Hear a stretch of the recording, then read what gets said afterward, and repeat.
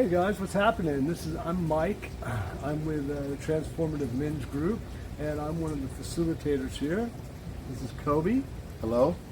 I'm also one of the co-facilitators of the men's group, and today we're going to be talking about the fourth quarter for the men's group to the end of the year, and some of the exciting topics that we're going to be talking about. Right. So first, this group is almost 2 years old now, right? Yeah. 2 years in February.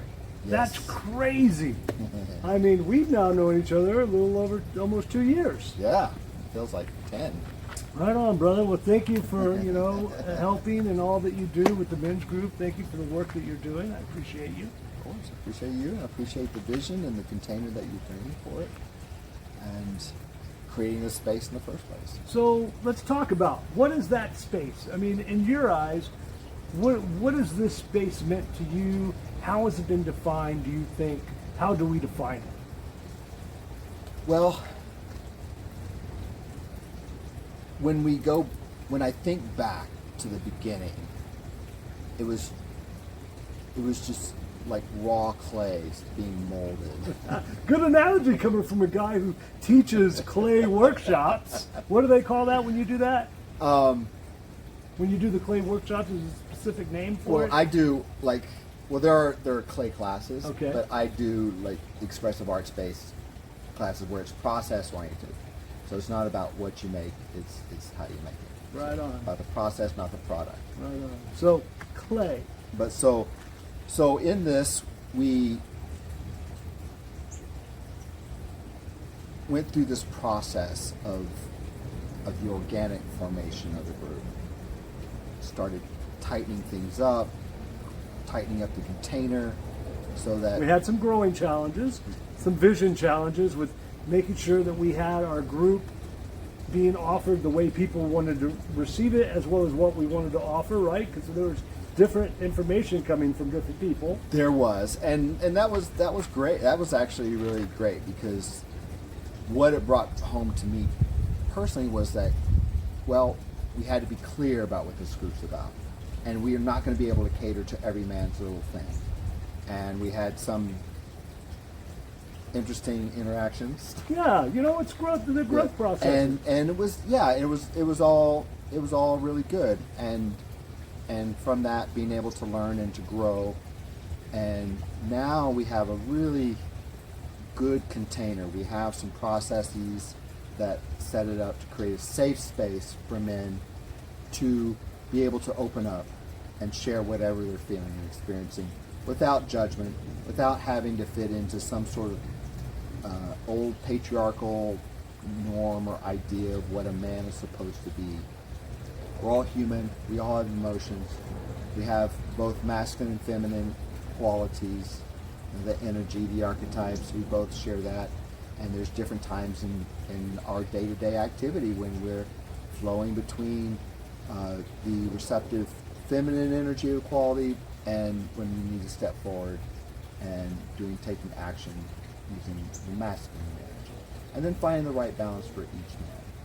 And with the theme of being a transformational men's group, what started evolving more recently was oh yeah, we are a transformational men's group, so let's be clear about what that means. That means, to me, yeah. I know that means I can celebrate my wins. Yeah. I can, sit and be supported in my losses, right? I can support other men. Exactly. In both of those ways, right? I can transform myself from someone who's always trying to get my things done to being an active listener, right? Right. So it's just supporting that process of transformation along the way and how that shows up. And sometimes our groups have been open-ended in terms of what the topic is, and other times we've had a clear topic. And what seems to align now, what came to us for this one, is what are we harvesting? We are coming into the harvest, right? We're coming in. This is the harvest season. And so what are we harvesting, and what does that mean? So if we stay with the analogy of tending to a garden, which you have a beautiful garden. And I'm always talking about it. So it's it's like, what are those things that get in the way? Like in the garden, you have to pull the weeds. You do. You have to call that which is not really working within your garden. Sometimes some of the plants within the garden may be a little anemic. Sometimes they may need to be fed. They may need a little bit more attention. They may need to be nurtured or trimmed. You know? And it could even be like even some of the things that are weeds, and weeds by definition are literally plants that are not wanted in that space. And it's a human definition, because plants are plants. Yeah, like some plants actually are medicinal, right? They say weeds. There's some weeds out there that are actually medicinal, and you can eat them and they will heal you. So it's really a matter of then it comes down vision and intention, right? So what kind of garden are you going to, like say over here he has a garden, looks like you've got some lettuce growing, and some other things, but like say, like there's a beautiful little palm sticking out. You can't see it in the, but right over there's a palm growing. Yeah. Palm is a great plant, but does it belong in the garden? Probably. And I think that plays as a great analogy for those things that appear to be good or are good, but not in the right context. So when we are, what are we harvesting in our lives? Not getting distracted by the shiny things. Like, oh, that looks like that would be so cool. And I mean, let's say an example could be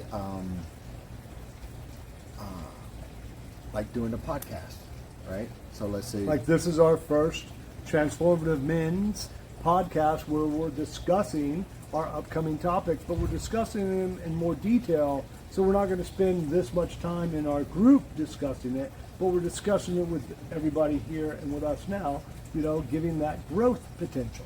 Exactly. And so like say the topic is around the men's group. So, but there could be an interesting topic like how creativity enlightens one's life, or politics. I mean, these could be like really heated, maybe important discussions, but it doesn't belong here. Yes. Right. So this is not. So in other words, so I'm using that as an analogy to help focus on what are we harvesting, and how do we determine what to harvest, and that comes back to the theme that we'll be exploring next week on Tuesday, is aligning with one's original authentic self, who we were designed to be, who we came into this world to be. And then so a lot of the work around identifying that, and just because I say the nice words doesn't mean like I'm there, right? No. It's working with the conditioning that we came into, like saying, oh, well, you can't be like that. It's like, that's not proper, or that's not this, or whatever.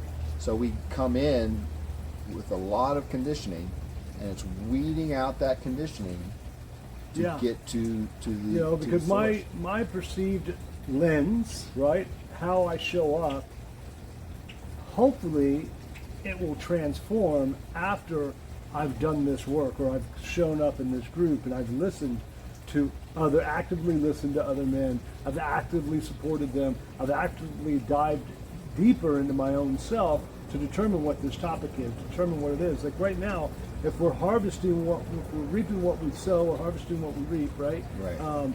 Isn't there there's a full moon that just happened, right, which makes things more powerful. There's also a portal energy that's happening today. Today's 10/10, right? Yeah, it's an amazing power and portal. Now I'm, full disclosure, I'm not an astrologer, and a lot of this is information I've gleaned from other experts, I'll say, and then so I just pull it together. But my own approach to that is that I take this information and I apply it to how I'm doing that. So the way it's been presented to me is this super full moon we had. It's like a giant mirror, and it's not like this little let's go dance in the moonlight. Nothing wrong with that, but the power in this moon and the energy and the potential of the work that can be done applies to how to really look at ourselves. And it's kind of like a no bullshit. It's like looking at a mirror that you can't turn away from, and which is what the medicine does. Like when we sit with the different medicines, right? Yes. I like that. I like to use that phrase. It's a mirror we can't turn away from. So that will shine it up. And what that means is that all this stuff we thought we worked on, certainly stuff I thought I worked on, and I have been working on, still comes up. And that's why we address it. That's why we do the work. Exactly. And so rather than beat myself up about it, which I could do, which would bring me back down, which would help keep me, would continue to keep me small. I'm being mindful to use I statements as we do in the ministry. Yes, great, love it. And I look at that, I take that moment and I say, I'm going to pay attention to this. I'm going to listen to this. And I approach it with gratitude. Because now that I'm bringing this awareness into it, I can work with it, and it doesn't hook me the way it used to. It doesn't become a reactive. I can respond to it rather than react. Yeah. So, with that being said, right? So thinking about that and how you show up, whether you're responding, reacting, what that looks like for you, when you do come to sit in the men's group and you sit in the circle, you have the ability to sit and listen and to observe, and then you have the ability to think and process. So you can determine for yourself right then, right there in real time, you can determine your response, right? It can be a reactive response. It's totally cool at that time, right? But being able to sit and to determine that response instead of responding with anger, maybe responding with questions. Or maybe. reactivity or judgment or all those things. So taking the time to work on that. Exactly. What we're doing. And when you said that, what a parallel thought that came to mind was that we're not going to be able to deep dive and solve every little thing that's coming up for us. No. Maybe something's hot. Yeah. You know, there's a high temperature, like this is, I really need support in this, and then we can support a man in a certain. And that's why we address that, right? Right, When right. we do our openings, just so for those of you who've never joined us, you know, we do the openings where we do a check-in. We'll show a topic. We'll dive into a topic, let people think about that. We'll go around the circle, let everybody share, let them really dive into the topic that they checked in with. So whether it's a win or whether it's something that's really bothering them, you know, we have a little bit of a structure there. And then we do an open forum and we allow the flow to just be, right? Right. And so in that flow and in whatever work a man brings to the group, it's that little extra. It's like say somebody, let's just say like an analogy of we're on the path and we stumble a little bit, so the group is there to help give us an arm, lift us up, and get us back on track. But the important thing to remember in this is that the work is long term. It's not a short, quick fix, and it's also our responsibility. So we take ownership, and that's how we actually.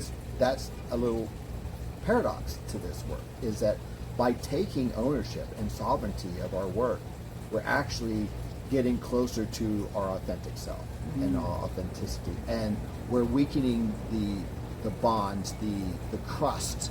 You know, we're breaking down the crust of our conditioning. Yeah, well, I'm excited about this upcoming meeting that we have, the group that we're getting together with. If anybody out there is interested in joining our group is open. We would always welcome the men to join us. You can directly message Kobe or myself, and you know, we are both available for one-on-ones if you need to sit and chat. We do a lot of work with a lot of men, so you know, we're here for you. We're here to help you and support you. This group is free. Yeah, Doesn't cost money. Doesn't cost to show up as a brother and be supported, right? it does not. No. You know, and it's half the battle right there. It's just whether you want to show up, whether you want to be part of community, whether you want to be community. And the moment you step out and step in is the moment you become part of a community. So we're here for you. And just come as you are. Yeah. That's it. I mean, wherever you are, that's where you start. Just And like that's that. where we'll meet you. Yeah. Right? And there's no better or less than or like greater than or whatever.